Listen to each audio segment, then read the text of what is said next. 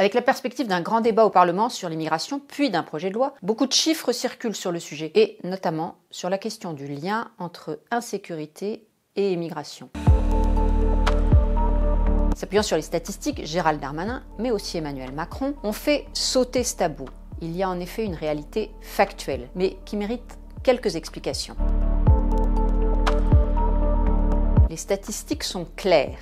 Elles montrent une surreprésentation des étrangers dans la délinquance dans les métropoles. Voici les chiffres du ministère de l'Intérieur. Alors qu'ils comptent pour en moyenne 10% de la population de ces grandes villes, la part des étrangers dans la délinquance est proportionnellement beaucoup plus importante. L'exemple le plus criant est Lyon. Arrêtons-nous un instant sur le tableau.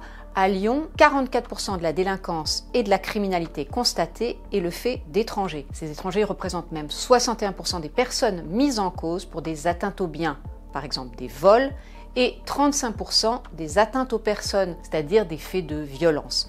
Des chiffres qui sont partout en nette augmentation depuis 2017. Lyon est l'exemple le plus flagrant, mais les chiffres donnent les mêmes tendances à Paris, où la part des étrangers dans la délinquance s'élève à 48%. Elle monte même à 70% des mises en cause pour des vols avec violence et 75% pour des vols simples. Globalement, cette surreprésentation se retrouve à Toulouse, Nantes, Bordeaux, dans toutes les métropoles. D'abord, une quasi-évidence. Les étrangers sont plus nombreux dans les grandes villes que dans les zones rurales.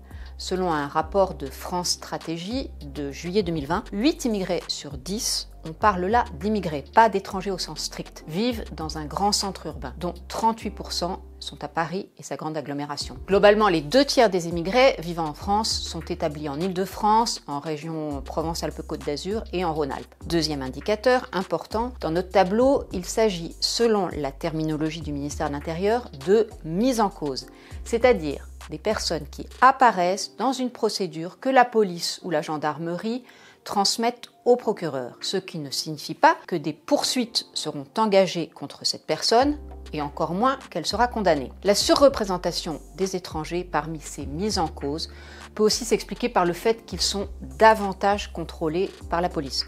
Autrement dit, ils sont l'objet d'un délit de faciès. Enfin, notion plus subjective encore mais réelle, c'est la précarité sociale qui caractérise cette population. Ce n'est pas un droit de l'homiste qu'il dit, mais l'ancien préfet de police de Paris, Didier Lallement. Voici ce qu'il me disait lors d'une interview que nous avons publiée lundi. La réalité est que pour ne pas devenir délinquant, après être arrivé en France, dans des situations chaotiques, vous devez être un saint, dit Didier Lallement.